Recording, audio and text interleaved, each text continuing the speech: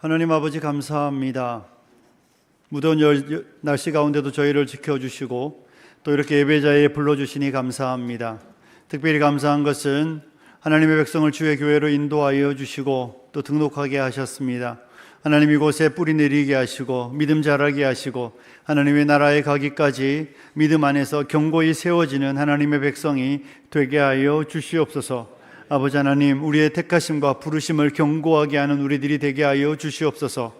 오늘도 하나님 앞에 기쁨과 즐거움과 감사함으로 하나님이 주신 것 하나님 앞에 예물로 올려드립니다. 우리가 드리는 예물을 받아주시고 하나님 주의 백성들의 삶에 필요를 아시오니 채우시고 공급하여 주시옵소서. 드려진 예물 하나님 기뻐하는 일에 아름답게 사용되게 하여 주시옵소서. 말씀을 듣습니다. 깨닫는 은혜가 있게 하여 주옵소서. 감사드리며 축복하며 예수님과 거룩하신 이름으로 기도드리옵나이다. 아멘. 할렐루야. 날씨가 많이 더운데 건강하시고 행복한 한 주간 되시기를 축복합니다. 지난 시간에 제가 고릴로새서의 말씀으로 기도를 계속하고 기도에 감사함으로 깨어있으라는 말씀을 드렸는데 그래도 몇몇 분이 새벽 기도도 오시고 또 금요 예배도 오시고 너무나 감사했습니다. 기도하시는 저와 여러분이 되시기를 축복합니다. 자, 여러분에게 문제를 하나 드리겠습니다. 맞추면 혹시 쿠폰이 있을지도 모르겠습니다. 좋으시죠? 갑자기 설교 시간에 쿠폰 준다 그러고 저 같은 경우에 교회에서 목사가 제가 들었을 때 제일 슬픈 말이 뭘까요? 아무 이야기나 한번 해보시겠습니까? 목사님 잘생겼어요. 이건 아니고요. 자, 여러분, 저는 어떤 이야기를 들으면 슬퍼할 것 같습니까? 뭐라고요? 그죠. 교회 안 나와요. 슬퍼요. 중고등부 아이들이 이런 이야기예요. 목사님, 저 이제 교회 끊어요. 이게 딱 애들의 워딩이에요. 목사님, 저 학원 끊듯이 저 이제 교회 끊어요. 이렇게 말하고 교회를 안 나올 때 슬픕니다. 이런 이야기 들을 때도 슬퍼요. 화평교회는 사랑이 없는 것 같아요. 이런 이야기 가끔 듣습니다. 어떤 분은 제가 이 교회에서 별로 할 일이 없는 것 같아요. 이러면서 이제 교회도 안 나오시는 분들도 있습니다. 이런저런 이야기들은 그래요. 들으면 참 많이 속상합니다. 애들의 부모님한테 해주는 게 뭐 있어요? 이런 이야기하면 화가 나잖아요. 목사인 저는 이런 이야기를 들을 때 좀 화가 납니다. 한번 따라해 보십시오. 사람 안 변합니다.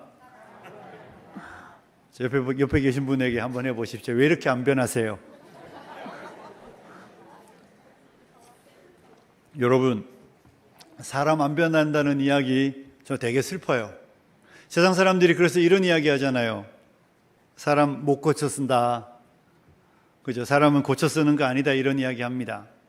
그래서 사람들은 안 변하니까 기대하지 마라. 그리고 차라리 처음부터 괜찮은 사람 뽑아서 다시 하는 게 낫지. 그거 시간만 낭비한다. 세상 사람들이 그러죠. 교회 안에서도 이런 이야기들을 종종 들어요. 자꾸 들어요. 사람 안 변합니다. 목사님 참 사람 안 변하죠. 맞아요. 잘 안 변하는 거 맞아요. 그런데 그게 우리의 진리가 되면 안 되잖아요.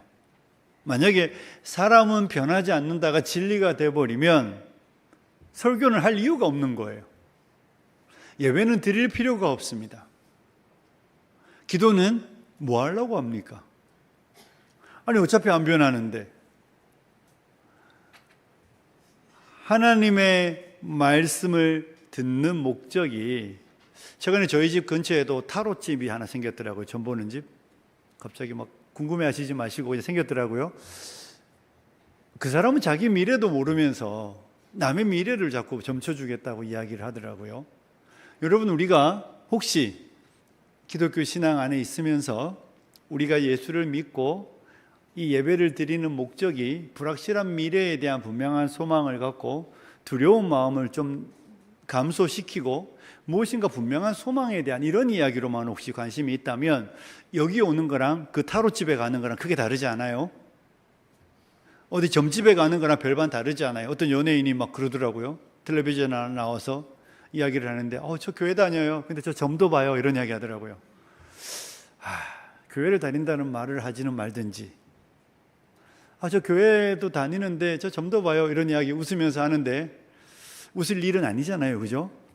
그렇게 만약에 우리가 말씀을 듣는 목적도 기도를 하는 목적도 내 삶의 불확실한 미래에 대하여 하나님 앞에 의지하고 하나님이 인도하시나 인도해요. 근데 그게 전부라면 굳이 이렇게 설교를 열심히 들을 이유도, 기도를 열심히 할 이유도 그렇게 애쓰지 않아도 돼요. 하나님은 약속하셨잖아요. 나를 인도하시겠다고. 믿으시죠? 하나님 우리를 인도하시고 보호하시겠다고 약속하셨거든요. 하나님의 백성 되면 하나님의 인도와 보호는 보증된 약속입니다. 그러니 하나님은 그렇게 하실 수밖에 없고 그렇게 하신다고요. 그러니 그런 부분은 그렇게 염려 안 하셔도 돼요. 여러분의 아이가 매일 아침마다 오늘 뭐 먹어요? 오늘 밥 주실 거예요? 이렇게 물으면 여러분 그 아이를 심각하게 봐야 되지 않아요? 얘가 왜 이러지? 지극히 정상적인 아이는 반찬이 이게 뭐예요? 이런 이야기는 할지 몰라도 내일 아침에 밥 주실 거예요? 이렇게 안 물어요. 당연히 주는 건데 맛없는 거 줄까 봐 화를 내는 거지. 그런데 하나님의 자녀된 우리들이 만약에 그런 염려와 걱정으로 기도를 하고 하나님을 찾고 하나님을 부르고 하고 있다면 우리는 좀 이상한 거예요. 저와 여러분이 말씀을 듣고 기도를 하고 기도하고 삶을 살아가는 이유와 목적은 여러분 그런 데 있지 않죠. 목사가 설교하는 이유는, 여러분이 기도하는 이유는, 우리가 삶을 살아가는 목적은 다른 데 있지 않고 변화에 있습니다. 뭐에 있다고요? 변화에 있습니다. 하나님이 우리를 부르셨잖아요. 오늘 찬양대가 부르심과 택하심을 굳게 하라 이렇게 말씀하시던데, 여러분 우리의 부르심과 우리의 택하심이 진짜다, 그 뭘로 증명하겠습니까? 내가 진짜구나, 내가 진짜다라는 건 어떻게 증명되죠? 예수님이 우리에게 분명한 목적의 말씀을 주셨습니다. 고린도후서 5장 17절에 보면 이런 구절이 있습니다. 같이 읽을까요? 시작.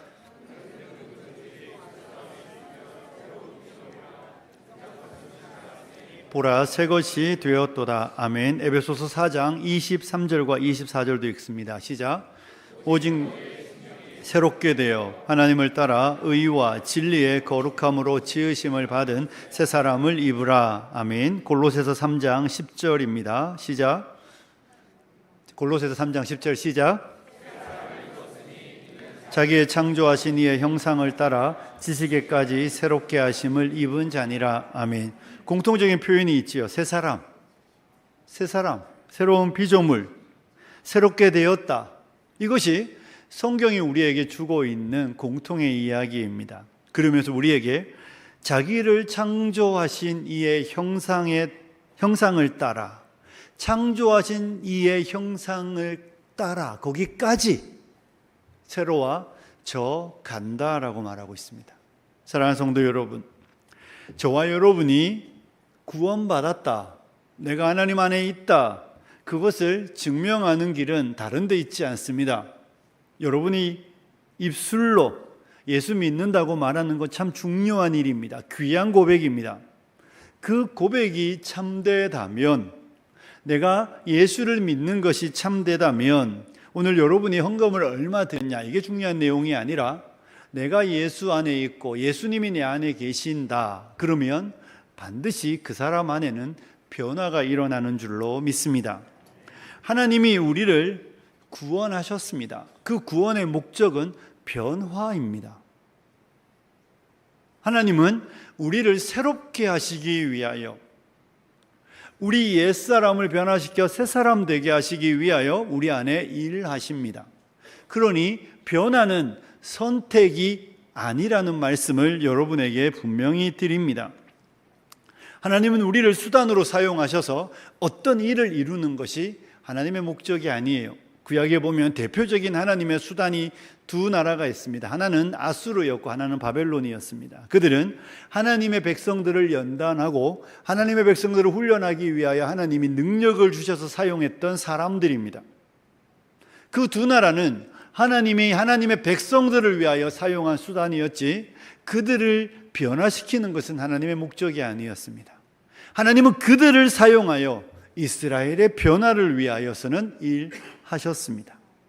우리 하나님은 오늘을 살아가는 저와 여러분 안에 일하시는데, 하나님의 일하심의 목적은 우리의 변화입니다. 그러니 변화는 반드시 일어나야 되는 일이고 일어나야만 내가 하나님 안에 있고 하나님이 내 안에 계신다는 것이 증명되는 것입니다. 그러니 안 변한다. 이건 되게 심각한 이야기입니다. 사랑하는 성도 여러분, 구원은 변화입니다. 구원은 그냥 입으로 고백해서 예수 믿었으니까 이제 천국 간다는 이야기가 아니라, 그 말이 없다는 게 아니라, 구원받은 하나님의 백성, 예수 그리스도께 접붙여진 하나님의 백성, 그가 예수님으로 말미암아 공급받는 하나님의 백성이라는 것은 다른 것으로 드러나지 않습니다. 그의 변화로 나타나는 것입니다. 세상이 못하던 일이 이 안에서 일어나고 변화되는 것이죠. 여기서 오해하시면 안 되는 게 있습니다. 여러분, 하나님은 우리의 기질을 바꾸시지는 않습니다. 기질이 뭡니까? 태어날 때 갖고 태어나는 거예요. 우리 요즘에 사람들이 MBTI 많이 하더라고요. MBTI가 뭡니까? 이렇게 많이 물어요. 그럼 어떤 사람은 저는 ISTJ입니다. 한국 남자들이 대표적이래요. 저는 뭔지 잘 모르겠어요. 2번 해봤는데 한 번은 ISTJ, 한 번은 ENTP가 나오더라고요. 그래서 누가 진짜인지 모르겠습니다. 여러분, 모르셔도 상관없습니다. 천국 가는데 지장 안 되니까. 여기서 말하는 그건 기질이에요. 나는 태어날 때부터 내향적인 사람들이 있습니다. 혼자 있으면 힘이 생기는데 밖에 나오면 힘들어하는 사람들이 있습니다. 그래서 저희 집에도 저희 아들은 집에 잘 있습니다. 금요일 날 딱 집에 오더니 뜻을 정하고 저는 내일 밖에 안 나갈 겁니다 이러더라고요. 그리고 문 밖에 안 나갔어요. 오늘 아침까지. 아마 교회 왔을 텐데. 하지만 어떤 사람은 집 안에 있으면 너무 힘든 사람들이 있어요. 그래서 밖으로 나돌아다니는 사람이 있습니다. 그 예수 믿어도 안 바뀌어요. 잘. 바뀌면 안 돼요. 그런 걸 바꾸시는 게 아니라는 거예요. 우리 가운데 어떤 사람들은 되게 예민하신 분들이 있죠. 누군가가 머리 스타일만 바꿔도 알고 얼굴에 살짝 표정이 변했는데 알아요. 근데 어떤 사람은 얼굴이 일그러졌는데도 몰라. 계속해. 그 사람은 안 바뀌어요. 그냥 계속 그러고 살 거예요. 물론 좀 눈치가 늘 수는 있죠. 그래서 예민한 사람이 신앙생활 잘하면 되게 좋아요. 그 사람이 위로자가 되고 사람을 격려하는 사람이 됩니다. 그러니까 이 기질은 사실 바뀌지 않아요. 급한 사람은 예수 믿어도 되게 급해요. 예수 믿었다고 우리 모 장로님이 막 빨리 달리다가 천천히 안 달려요. 계속 빨리 달리시더라니까. 그건 타고나는 거예요. 하나님은 그걸 바꾸시는 분이 아니에요. 하나님 뭘 바꾸십니까? 성품을 바꾸시는 거예요. 하나님은 우리의 성격을 바꾸시는 거예요. 사람들이 말하는 됨됨이를 바꾸시는 겁니다.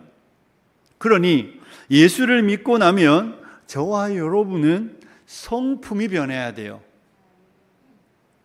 여전히 예민한데 여전히 예민하지만 그 속 사람이 바뀌는 거예요. 하나님의 목적과 방향은 이 변화에 있습니다. 사랑하는 성도 여러분, 우리는 가끔 이런 기도를 하죠. 환경이 좀 바뀌었으면 좋겠어요. 하나님, 우리 남편 해외 출장 좀 안 갑니까? 한 3년만 어디 좀 보내주시지. 이런 기도 절대 안 들어주시니까 해봤자 도움 안 됩니다. 우리는 환경의 변화를 되게 많이 추구합니다. 그 환경이 변하면 내가 더 나아지겠다고 생각하니까 그럴 수 있죠. 그런데 하나님은 환경을 잘 안 바꾸시죠. 왜 안 바꾸시죠? 그 환경이 딱인 거예요. 그 환경에 있어야 일이 일어납니다. 그리고 그 일은 변화입니다. 그러니 많은 사람들은 환경의 변화를 추구하고 환경의 변화를 갈망하는데 하나님은 환경을 바꾸시는 게 아니라 그 환경 안에서 우리를 바꾸어 가시는 것이죠. 나를 바꾸어 가시기에 최적의 사람이 누구예요? 제 아내예요. 슬프시죠? 여러분을 바꾸는 최적의 사람이 여러분의 남편이에요. 그래서 그 사람을 우리에게 주신 거예요. 그런데 우리는 자꾸 그 사람에 대하여 많은 이야기를 하는 걸 참 좋아합니다. 환경에 대해 많은 이야기하는 걸 참 좋아합니다. 그분의 목적과 의도를 이해하지 못하기 때문에 그렇습니다. 사랑하는 성도 여러분, 하나님은 그 환경과 그 형편에서 우리를 다듬으시고 만들어 가시며 우리의 변화를 위하여 일하신다는 것을 믿으시기를 축복합니다. 하나님의 역사가 있었으면 반드시 결과물이 있어야 합니다. 비가 많이 왔습니다. 비가 많이 오면 비 왔다는 증거들이 속속 드러나죠. 어느 동네에는 막 담장이 무너졌습니다. 어느 동네는 하수가 역류했습니다. 우박이 오면 뉴스가 나옵니다. 어느 지역에 우박이 와서 농작물이 막 다 피해를 입었습니다. 하나님이 만드신 자연 만물 안에 하나님이 역사하셔서 어떤 일들이 일어나면 늘 결과가 남습니다. 어떤 사람이 문을 열고 들어오는데 옷이 다 젖었으면 우리 묻잖아요. 비 와요? 이렇게 묻죠. 비를 맞으면 옷이 젖는 것처럼 하나님이 우리 안에 일을 하시면 반드시 흔적이 남아야 합니다. 그리고 그 흔적이 남는 것으로 일하셨다는 것이 증명됩니다. 그래서 우리가 읽은 히브리서 4장 13절 우리 같이 한번 읽어보실까요? 히브리서 4장 13절 같이 읽을게요. 시작. 우리의 결산을 받으실 이의 눈앞에 만물이 벌거벗은 것 같이 드러나느니라. 아멘. 어떤 것도 숨겨지지 않습니다. 어떤 것도 감추어지지 않습니다. 세상에 어떤 것도 비밀로 남아있지 않습니다. 모든 것이 우리의 결산을 받으시는 하나님 앞에, 그분의 눈앞에 벌거벗은 것처럼 다 드러나는 날이 온다는 것입니다. 그리고 그 결과물들로 우리가 어떠한 사람이었는지가 증명된다는 거예요. 숨겨지지 않습니다. 어떤 말로 설명되지 않습니다. 그냥 우리의 결산을 받으시는 하나님 앞에 우리는 반드시 드러납니다. 내가 하나님의 백성이었는지, 하나님의 백성이 아니었는지, 내 안에 성령이 계셨는지, 내 안에 성령이 계시지 않으셨는지, 내가 예수 그리스도께 접붙여진 자였는지, 그렇지 않은지는 그날이 다 드러낸다는 것입니다. 요즘 6월인데요. 6월에 많이 피는 꽃이 뭡니까? 수국이 많이 핀다 그러더라고요. 여러분, 수국은 무슨 색이죠? 무슨 색입니까? 색깔이 다 다르죠. 수국은 색깔이 다 다릅니다. 어떤 건 빨갛고 어떤 건 파랗고 어떤 건 보랏빛이고 흰색도 있습니다. 흰색은 예외고 빨간색과 푸른빛과 보라색은 왜 그런가 하면 토양이 어떠하냐에 따라서 결정됩니다. 다 아시는 내용일 테니까 산성이 높으면 꽃이 푸른빛을 띈답니다. 그러다가 알칼리성이 높으면 붉은 빛을 띈답니다. 그리고 중성에 가까우면 보랏빛을 띈답니다. 그러니 그 꽃의 색깔을 보면 뭘 알겠습니까? 토양을 아는 것이죠. 아, 붉은 빛이구나. 알칼리성이구나. 보랏빛이구나. 그래서 그 알록달록한 꽃이 그렇게 다양하게 핍니다. 우리 다 다른 색 꽃을 보고 있죠. 여러분, 무슨 이야기입니까? 내가 어디에 심겨졌는지, 그 꽃이 어디에 심겨졌는지, 그 토양이 무슨 성분이 있는지 꽃이 말하는 것처럼 우리가 우리의 결산을 받는 하나님 앞에서 내가 진짜 예수 안에 심어졌는지는 뭘로 증명한다고요? 변화로 증명하는 것입니다. 입으로 증명하는 게 아니에요. 내가 예수 안에 심어졌는지, 내가 예수 그리스도 앞에 접붙여져 있었는지, 그리고 있어서 주님이 나에게 그 무한한 양분을 공급하셨는지는 우리의 변화만이 우리를 증명하는 수단입니다.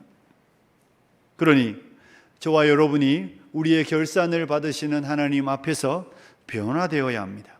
이건 선택이 아닙니다. 변화는 반드시 일어날 수밖에 없는 하나님의 일하심의 결과입니다. 그러니 서두에 말했던 사람 안 변한다는 이야기, 교회에서 하면 되게 심각한 이야기가 됩니다. 사람 안 변한다는 이야기는 교회 안에서 통용되면 안 되는 이야기입니다. 우리 하나님께서 좀 이따 우리 보겠지만 하나님이 전능하신데 그 전능하신 하나님이 죽은 자도 살리시는데 사람을 못 바꾼다는 게 말이나 됩니까? 하나님이 내 안에 거하시는데 그의 성령으로 우리 안에 내주내재하시는 그분이 나를 못 바꾸시면 누구를 바꾸십니까? 그러니 사람의 변화는 내가 예수 안에 있다, 예수님이 내 안에 계신다는 것의 증거이며 계신다는 것에 대한 산 증명이 됩니다. 말할 필요가 없는 것이죠. 아, 예수님이 저 사람 안에 계시구나, 성령님이 저 사람 안에서 일하고 계시구나. 그것은 그 사람의 변화가 증명하는 것입니다. 사람은 변합니다. 그리고 사람은 변해야 합니다. 이것이 하나님의 목적이며 하나님의 뜻이며 하나님의 계획이기 때문에 그렇습니다. 그분의 뜻이 있는데, 그분의 계획이 있는데, 그분의 역사가 있는데 어찌 사람이 바뀌지 않을 수 있겠습니까? 그런데 여러분, 하나님은 사람을 무엇으로 바꾸시죠? 하나님이 사람을 바꾸는 수단이 무엇입니까? 그것이 말씀이라는 것입니다. 하나님은 말씀으로 사람을 변화시킵니다.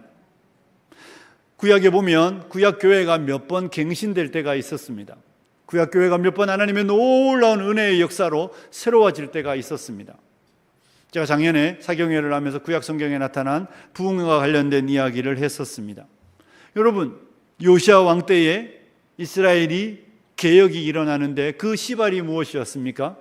그가 성전을 수리하다가 하나님의 율법책을 발견합니다. 그리고 그 율법책을 읽을 때 왕의 마음에 회개가 일어나고 그 말씀을 듣는 백성들 안에 역사가 일어나며 구약교회는 새로워졌습니다. 이스라엘 백성들이 포로에서 돌아와 느헤미야를 통하여 52일 만에 성전이 재건되었습니다. 그리고 나서 그들이 모여서 그 성벽을 완공한 이후에 학사 에스라를 불러 하나님의 말씀을 읽기 시작하고 말씀을 듣기 시작했습니다. 그런데 그 말씀이 그 사람들을 바꿔놓기 시작했습니다. 구약 교회도 하나님의 말씀으로 새로워졌던 것을 우리는 보게 됩니다. 신약도 같다는 것을 오늘 성경은 우리에게 가르쳐주고 있는 것입니다. 사람은 하나님의 말씀으로 변화됩니다. 말씀 외에 다른 것으로 하나님이 사람을 바꾸시겠다고 하신 적이 없습니다.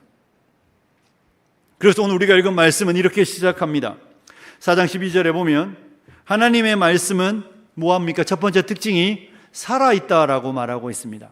하나님의 말씀은 살아있는 말씀입니다. 믿으시기를 축복합니다. 사람의 이야기는 살아있는 이야기가 아닙니다. 사람의 이야기는 살리는 이야기가 아닙니다. 하나님의 말씀만이 살아있습니다. 그래서 하나님의 말씀이 하나님의 입에서 나오고 하나님의 말씀이 선포될 때에 그 말씀은 놀라운 역사가 있었습니다. 생명 있는 말씀이었습니다. 그래서 그 말씀이 선포될 때에 어둠이 물러가고 빛이 임했으며 그 말씀이 선포될 때에 죽은 자가 살아나며 변화의 역사가 일어나는 하나님의 말씀은 살아있는 말씀임을 성경은 우리에게 가르쳐주고 있는 것입니다. 누가복음 7장에 가면 예수님께서 죽은 청년을 살리는 일이 있었습니다. 예수님이 죽은 청년에게 이렇게 말했습니다. 청년아, 내가 내게 말하노니 일어나라 하시니까 청년이 살아났습니다. 예수 그리스도의 입에서 나오는 말씀은 죽은 자에게 생명을 더하는 말씀이었습니다. 하나님의 말씀 가운데 어떤 것도 헛되이 나와 아무 의미 없이, 아무런 영향력 없이, 아무런 결과 없이 그렇게 진행되는 말씀이 없습니다. 그래서 이사야 선지자는 이사야 55장 11절에 이런 말씀을 우리에게 주고 있습니다. 이사야 55장 11절 함께 읽겠습니다. 시작.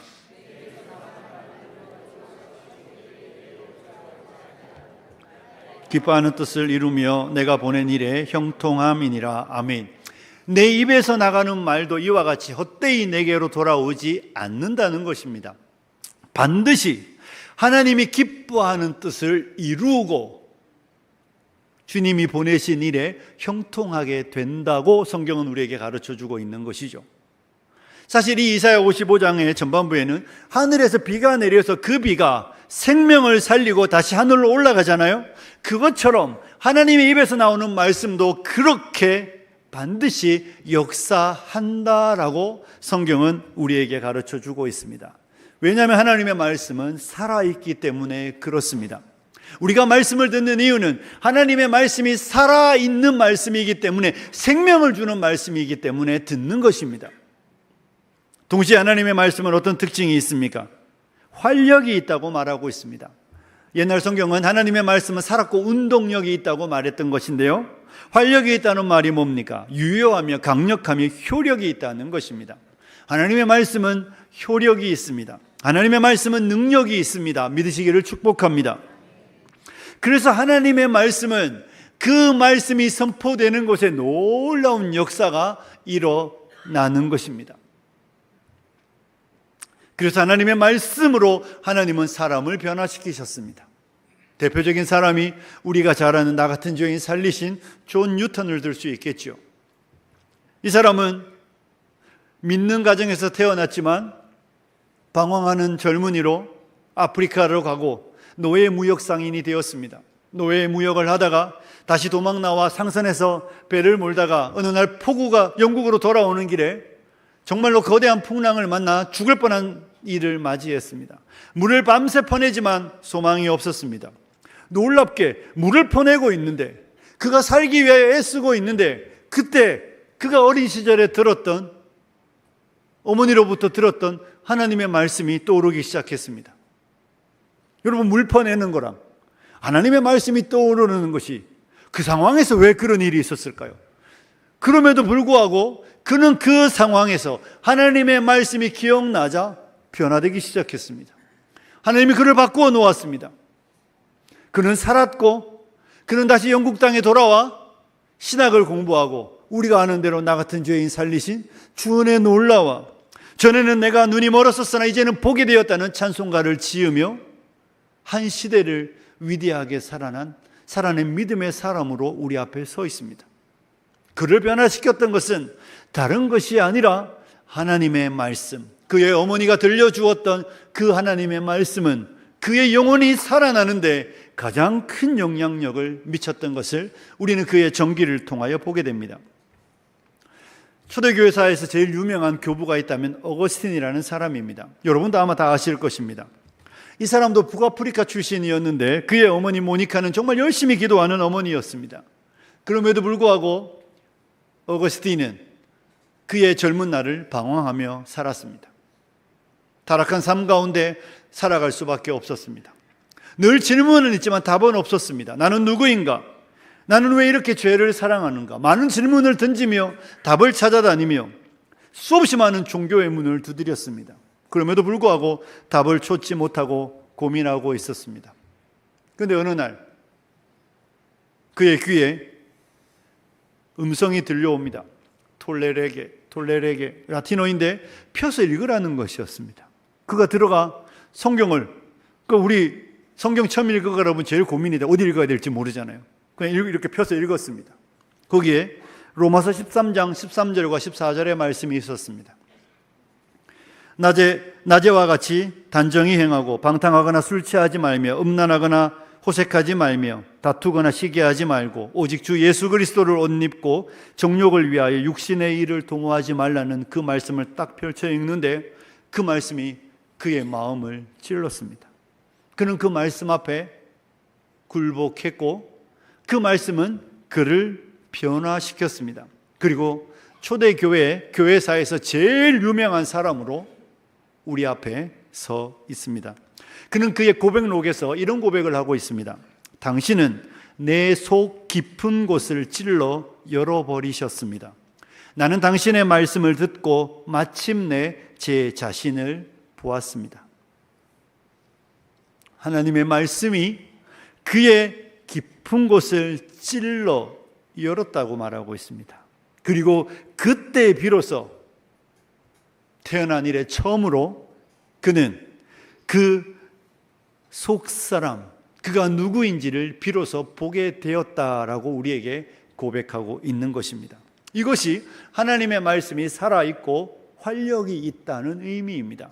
말씀은 유효하고 강력하고 효과가 있기 때문에 사람을 변화시키는 하나님의 능력인 줄로 믿습니다. 그래서 우리가 읽은 12절 뒷부분에 이런 내용이 있습니다. 제가 한번 읽습니다. 좌우에 날선 어떤 검보다도 예리하여 홍과 영과 및 관절과 골수를 찔러 쪼개기까지 하며 또 마음의 생각과 뜻을 판단하시나니, 이렇게 말하고 있습니다. 여러분, 하나님의 말씀은 좌우의 날선 검보다 예리하다. 오늘날 우리로 말하면 의사 선생님이 쓰는 그 메스보다 훨씬 더 예리하다고 이해하시면 될 것입니다. 그래서 혼과 영과 관절과 골수를 이게 낱낱이 그냥 읽으면서 이건 뭐고 이렇게 생각할 필요 없습니다. 영혼과 관절과 골수는 안 보이는 거잖아요, 그죠? 우리 속에 있는 사람을 그냥 대변하는 말입니다. 그러니 하나님의 말씀은 사람을 찔러 쪼갠다, 이렇게 말할 때 그건 무엇입니까? 그 사람의 속이 어떠한지를 분명히 보도록 일한다는 것입니다. 예레미야 선지자가 우리에게 이런 말씀을 주고 있습니다. 예레미야 17장 9절에 보면 이런 구절이 나오고 있습니다. 만물보다 거짓되고 심히 부패한 것은 무엇입니까? 마음이라. 누가 능히 이를 알리오마는. 여러분이 오늘날 우리 막 종교인 수련회 간다고 말하니까 벌써 긴장하시는 분들이 계시더라고요. 그래도 푸세시 가장실은 아니에요. 걱정하시지 마세요. 여러분, 오늘날 젊은이들 데리고 단기 선교 가면 가끔씩 시골로 들어갈 때 있잖아요. 그러면 화장실이 푸세식일 때 있어요. 그러면 얼굴이 노래지더라고요. 왜? 며칠 동안 화장실을 안 가. 그래서 얼굴이 샛노래죠. 어쨌든 작은 건 어떻게 해결을 하겠는데 이게 또 큰 건 해결이 안 되니까 얼굴이 막 울그락불그락 화장실 안 가더라고요. 여러분, 왜요? 냄새 나잖아. 우리는 그 냄새 나는 화장실에 가면 되게 이 비위상해하는데, 안타깝게도 사람은 자기를 보면서 역겨워하지 않습니다. 왠지 아세요? 만물보다 거짓되고 부패한 것이 내 마음인데 내 마음을 보지 못하기 때문에 그렇습니다. 내 마음이 보지 못하기 때문에 이런 거 안 하는 거예요. 내 마음을 보지 못하기 때문에 스스로에게 되게 이렇게 막 사랑스러워하고 되게 막 자기가 괜찮은 것처럼 착각하고 살아갑니다.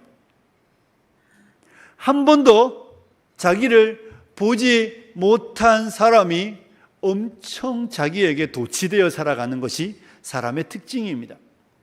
그런데 성경이 오늘 우리에게 주는 말은 무엇입니까? 만물보다 거짓되고 부패한 것이 사람의 마음인데 그거 사람은 알지 못하는데 하나님의 말씀은 좌우의 날선 검보다 예리하여 찔러 쪼개요. 비로소 어거스틴이 말했던 것처럼 내가 내 자신을 보게 되었다고 말하는 것이죠. 여러분, 건강검진 받으시잖아요. 건강검진 받으면 옛날에는 엑스레이가 나왔을 때 사람들이 이거 신문물이라고 혁신이라고 말했는데 요즘은 MRI 찍으면 다 보이잖아요. 내 속을 다 보여주는 것처럼 하나님의 말씀이 비로소 우리 안에 역사할 때 우리 속 사람을 보여주는 것입니다. 그리고 그 말씀으로 하나님은 우리의 마음의 생각과 뜻을 판단하십니다. 여러분, 엑스레이 찍고 CT 찍고 나면 우리가 별 문제 없어요 이러면 비로소 안도의 한숨을 쉬죠. 다행이다. 왜냐하면 찍을 때는 다 문제가 있어서 찍었거든요. 그런데 하나님의 말씀이 우리에게 비추면 다행은 없습니다. 말씀이 우리에게 비출 때 우리는 비로소 내 안에 있는 그 선하지 않은 부패한 마음의 내용들을 낱낱이 보게 되는 것이죠. 여러분, CT 찍었는데 MRI 찍었는데 문제가 있어요. 뭐합니까? 수술하셔야죠. 말씀이 우리 안에 그렇게 일한다는 겁니다. 하나님의 말씀이 우리를 찔러 쪼개기까지 하고 마음의 생각을 판단하는 이유는 그렇게 하여 우리 안에 있는 우리가 보지 못했던 나라는 존재를 보여주시고 하나님께서 그의 말씀으로 어린 양 예수 그리스도의 보혈로 비로소 우리를 수술하여 우리를 치료하실 때 변화가 일어나는 것이죠. 그러니 저와 여러분은 말씀의 거울 앞에 여러분을 비추어야 합니다. 여러분, 거울로는 자기 얼굴 보는 거잖아요. 말씀의 거울로 자기 얼굴을 보셔야죠. 말씀의 거울로 내 속사람을 보셔야지요. 하나님 우리에게 말씀을 들려주시는 이유는 우리의 속을 고치시겠다, 우리의 속을 치료하겠다. 내가 보지 못했던 내 얼굴에, 내가 보지 못했던 내 속사람을 보여주셔서 하나님 우리를 새롭게 하시겠다고 뜻을 정하시기 때문에 우리에게 말씀을 주시는 것입니다. 그러니 사랑하는 성도 여러분, 말씀의 거울 앞에 여러분을 세우시고 그 말씀의 거울이 여러분을 찔러 쪼개어 여러분의 속을 보여주시도록 여러분은 그 말씀을 가까이 하셔야 합니다. 그래야 그 말씀이 내 안에 역사하고 살아서 운동력 있는 말씀으로 나를 변화시키는 줄로 믿습니다. 절대로 말씀의 거울은 타인을 비추라고 주시는 게 아닙니다. 창문의 유리가 아니라 거울입니다. 내가 보여야지요. 내 속사람이 보여야죠. 그리고 그 속사람을 보며 실망하셔야지요. 그 속사람을 보고 놀라셔야죠. 와, 내 이런 사람이었구나. 세상에서 상담학과 심리학은 절대로 우리의 속사람을 보여주지 못합니다. 그래서 그에 대안은 언제나 한계가 있습니다. 완치가 안 돼요. 그런데 하나님의 말씀은 우리를 완치시키죠. 어디까지요? 그리스도의 장성한 분량까지, 하나님을 닮은 모습까지, 우리의 모습이 하나님과 같아지는 데까지 하나님의 말씀은 우리 안에 일하심을 믿으시기를 축복합니다. 말씀을 마무리하겠습니다. 사랑하는 성도 여러분, 제발 사람 안 변한다는 이야기 하지 마십시오. 사람은 안 변하는 게 아니라 변하는 게 당연합니다. 그리고 변화를 위하여 하나님 우리에게 말씀을 주셨습니다. 그러니 하나님의 말씀을 가까이 하지 않으면 변화될 가능성이 없습니다. 하나님의 말씀을 듣는 일을 사모하지 않으면 변화될 가능성이 없습니다. 하나님의 말씀을 가까이 하지 않고 사모하지 않으면 변하지 않고, 그 변하지 않는 건 변하지 않는 것이 문제가 아니라 스스로를 질문하게 만들고 스스로가 어떠한 사람인지를 심각하게 생각해야 합니다. 어떻게 살아있는데 배가 안 고플 수 있습니까? 어떻게 살아있는 사람이 갈증을 느끼지 않을 수 있습니까? 살아있습니까? 배고프셔야 합니다. 살아있습니까? 목마르셔야 합니다. 하나님의 말씀의 갈증을 느끼고 하나님의 말씀의 목마름을 가지고 하나님을 찾으며 하나님을 구할 때 하나님은 우리에게 말씀을 주시고 그 말씀으로 우리를 먹이시고 우리를 입히시며 우리를 건강하게 하시는데, 그 건강하게 하시는 방향이 변화된 모습으로입니다. 내 안에 있는 건강하지 않음들을 말씀이 우리에게 비추어 발견하며 찔러 쪼개어 우리를 새롭게 하시는 하나님의 말씀입니다. 저는 우리 사랑하는 성도님들이 우리 화평교회에서는 사람 안 변한다는 이야기 하시지 마시고, 야, 정말 하나님의 말씀이 능력이 있구나, 우리 하나님 정말 사람을 변화시키시는 분이시구나, 그렇게 서로가 서로를 바라보며 하나님의 은혜를 기억하고 감사하며 그 말씀 앞에서 날마다 새로워지는 저와 여러분이 되시길 주님의 이름으로 축복합니다. 우리 같이 기도하겠습니다. 기도할 때 하나님 말씀으로 새로워지게 하여 주십시오. 변하지 않는 모습으로 남아있지 않게 하여 주시고 하나님의 아들의 형상으로 하나님과 같이 변화된 모습으로 날마다 새로워지는 우리의 삶이 되게 하여 주시도록 같이 기도합니다. 기도하시겠습니다. 살아계신 하나님 아버지, 하나님은 우리를 변화시키시는 좋으신 아버지 하나님이십니다.